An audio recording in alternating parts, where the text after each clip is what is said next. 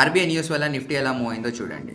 So ఈరోజు Nifty అనేది gap up open అయింది అండ్ మీరు చూసినట్టయితే 23,200 లెవెల్ నుంచి మార్కెట్ అనేది రిజెక్షన్ తీసుకొని ఫస్ట్ హాఫ్ సెషన్లో మార్కెట్ అనేది నెగిటివ్గా చూపించింది.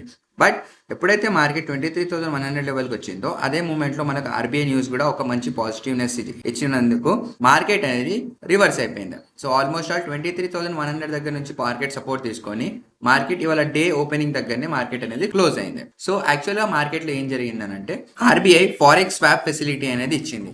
సో దీని అర్థం ఏంటంటే ఫారెక్స్ స్వాప్ ఏదైతే ఉందో, కరెన్సీ ఎక్స్చేంజ్ ఏదైతే ఉందో దాన్ని రూపీ స్టెబిలైజ్ అవ్వడానికి ఫారెక్స్ స్వాప్ ఫెసిలిటీ అనేది తీసుకొచ్చింది. అండ్ ఈ పాజిటివ్ న్యూస్ వల్ల బ్యాంకింగ్ సెక్టార్స్ అనేది మంచి రెస్పాన్స్ అనేది ఇచ్చింది. అండ్ దాంతోపాటు ఐటీలో కూడా మేజర్ స్టాక్స్ ఏవైతే ఉన్నాయో అవి కూడా ప్రాఫిట్ బుకింగ్ అనేది జరిగింది.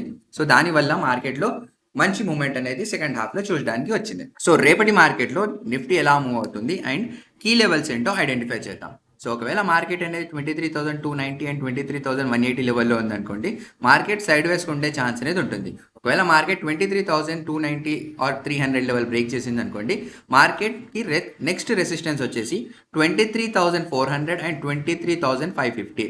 ఒకవేళ మార్కెట్ అనేది 23,180 లెవెల్ బ్రేక్ చేసింది అనుకోండి, కమింగ్ సపోర్ట్స్ వచ్చేసి 23,000 అండ్ 22,900.